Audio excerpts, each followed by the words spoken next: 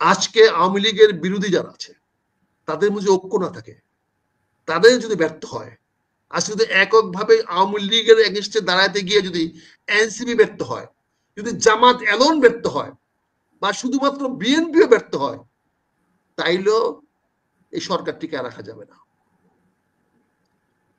এই তিনটি শক্তির মধ্যে, এই তিনটি শক্তি, চারটি বলবো না, তিনটি শক্তির মধ্যে এনসিপি, জামাত, বিএনপি, এই তিনটি শক্তির মধ্যে যদি কোনো বিভেদ তৈরি হয়, এটা সরাসরি directly proportionate to Awami League. যতটুকু ব্যর্থ হবে তার 3 গুণ সফলতা হবে আওয়ামী লীগের। এই তিনটি দল যত দ্রুত তারা ব্যর্থ হবে, যত দ্রুত তাদের অনৈক্য হবে, তত দ্রুত শেখ হাসিনা ক্ষমতায় ফিরে আসার সুযোগ সৃষ্টি হবে।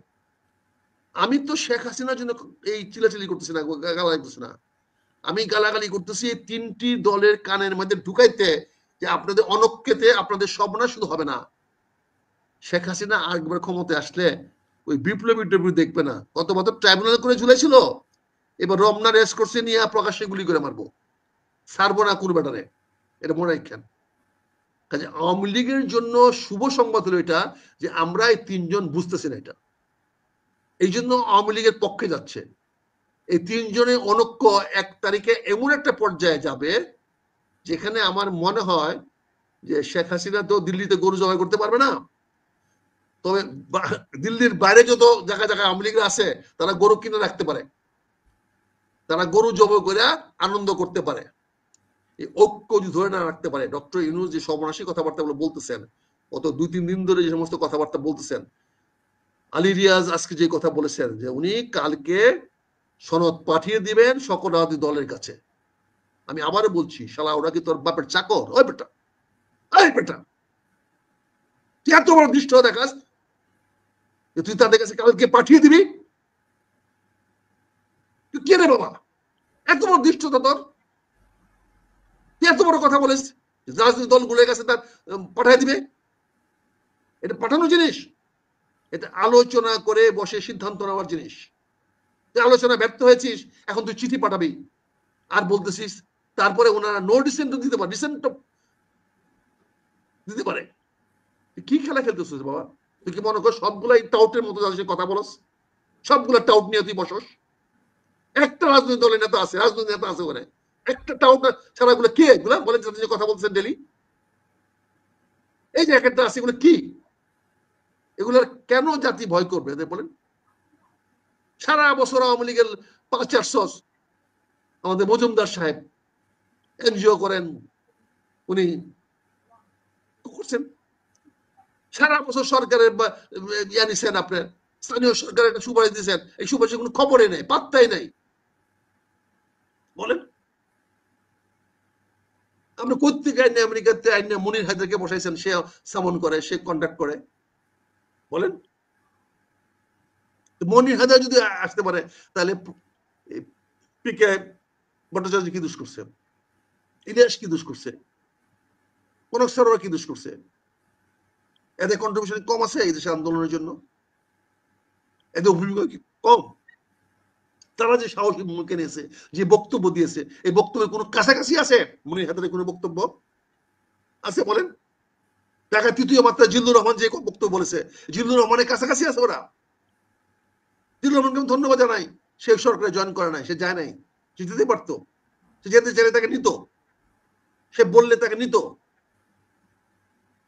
তাকে কোনো না কোনো ভালো জায়গায় তাকে দিত, সে যায় না। আমি তাকে ধন্যবাদ জানাই যে সেই লোভের উপরে উঠতে পেরেছে, তার তৃতীয় মাত্রার প্রোগ্রামের তার ইন্টিগ্রিটি সে রক্ষা করেছে, আমি তাকে ধন্যবাদ জানাই, সে ভালো কাজ করেছে, দেখাইতে পারছে যে সে লোভের ঊর্ধ্বে আছে। কিন্তু আপনি ওটা কি করতেছেন? বলে 28 তারিখ, 29 তারিখ, 30 তারিখ, 31 তারিখ, 1 তারিখে আপনি বলতেছেন যে জাতীয় সনদ দিতে পারবেন, আপনি বলতেছেন কালকে আপনি 28 তারিখে কালকে সরকারি দলের কাছে, সকল দলের কাছে পাঠিয়ে দিবেন। কি আগুন নিয়ে খেলতেছেন আপনি? আলী রিয়াজের উদ্দেশ্য কি? সে কি চাচ্ছে? বাংলাদেশটাকে আগুনে পোড়ানোর জন্য, ভারতের রাস্তা করে দেওয়ার জন্য সে কি এজেন্ট নিয়েছে যে ভারতকে বাংলাদেশে ঢুকার ব্যবস্থা করে দেওয়ার জন্য? এগুলো বললে তো স্বাভাবিকভাবে আওয়ামী লীগের পক্ষে যাবে। আলী রিয়াজকে গালি দিলে তো সবাই আওয়ামী লীগের পক্ষে যাবে, কিন্তু আলী রিয়াজ তো কি করতেছে এগুলা, কি করতেছে, কি ধরনের স্টেটমেন্ট সে দেয়, একবার চিন্তা করে না? আপনি 4টা দলকে ডাকে আনলেন, তাদেরকে বলতে পারতেন দেখেন এই ক্রাইসিস হয়েছে, এখানে যে ছেলেগুলো বাচ্চাগুলো মারা গেছে, বলেন তো আমি কি করতে পারি, বিমান বাহিনী প্রধান তো আমার কথাবার্তা শুনে না, আমি কি করতে পারি বলেন তো, সামরিক বাহিনীর ব্যাপার সেবার আমি কি করতে পারি, বাচ্চাদের এটা নিয়ে আপনাদের সহযোগিতা চাই, সাহায্য চাই, বলতে পারতেন। না বললে আপনি আসিফ নজরুলকে দিয়া, যে আসিফ নজরুলকে 9 ঘন্টা আটকে রাখছে, যারা তাকে 9 ঘন্টা আটকে রাখছে, জনগণ আটকে রাখছে, তাকে দিয়ে না আমরা রাত্রেবেলা স্টেটমেন্ট দেওয়ান, যে অ্যারেস্ট ছিল, বন্দি ছিল 9 ঘন্টা, তাকে দিয়ে আপনি স্টেটমেন্ট দেওয়ান। তার মানে জনগণকে আপনি কি দেখাচ্ছেন, বৃদ্ধাঙ্গুল দেখাচ্ছেন, জনগণকে আপনি কোনো কেয়ারই করবেন না। জনগণ আপনার কাছে কি কি মনে হয়, আপনার সবাইকে আপনি মনে করেন যে আপনার দাস, যা বলবেন। এই যে খেলাটা খেলতেছেন, এই খেলাটার পরিণতি কি হবে? মানুষের চোখ কান মুখ তো খুলে দিচ্ছেন, আপনি 1 তারিখ তো এসে যাচ্ছে। আমি আবারও মনে করে দিচ্ছি, বিএনপি কি পারবে এই সনদে দস্তখত করতে, যে একবারে বেশি 3বারে বেশি প্রধানমন্ত্রী কেউ হতে পারবে না? বিএনপি কি পারবে সাইন করে দিতে? এই বিএনপি নেতারা, সালাউদ্দিন কি পারবে সাইন করে দিতে যে দলের চেয়ারপারসন, দলের চেয়ারম্যান সরকারের প্রধানমন্ত্রী হবে না? তাহলে এখানেই তো দুইটা দ্বিমত পোষণ করবে। এখানে কি বিএনপি বলতে পারবে যে দেশের সংবিধান বদলাইতে হবে? বিএনপি কি বলতে পারবে দেশের এই পতাকা বদলাইতে হবে? বিএনপি কি বলতে পারবে জাতীয় সঙ্গীত বদলাইতে হবে? যে স্বাধীনতার ঘোষক জিয়া রহমান, সেই স্বাধীনতার ঘোষকের বাংলাদেশ বদলায় ফেলবে? পারবে বিএনপি? তার মানে বিএনপি গুলো লিখে দিবে না, না দেখা দিলে কি হবে, অনক্ষ হলো না? সেই অনক্ষর দায়ী দায়িত্ব আপনি বিএনপি কাঁধে চাপায়া দিয়া আপনি কি করতে চাচ্ছেন? আপনি সারা শক্তি কি আছে এগুলো বললে তো খারাপ দিতে। এনসিপির কতগুলো ছেলে মেয়ে আছে যে রাজপথ দাঁড়াতে পারবে, কিন্তু কি আছে, তাদের পিছনে একটা অস্ত্রধারী একটা বাহিনী আছে, আমি নাম বলবো না। এই অস্ত্রধারীরা আবার মাঠে নামবে, এই অস্ত্রধারীরা এসে দেশে একটা রক্ত গঙ্গা বয়ে দিবে, একটা গৃহযুদ্ধের দিকে দেশকে চালিত করবে, যেটা আমরা দেখেছি ইরানে, যেটা আমরা দেখেছি ইরাকে, যেটা আমরা দেখেছি লিবিয়াতে, যেটা আমরা শেষ দেখেছি লাস্টে আফগানিস্তানে, যেটা আমরা দেখতেছি ওই সৌদি আরবের এগেনস্টে ইয়েমেনে।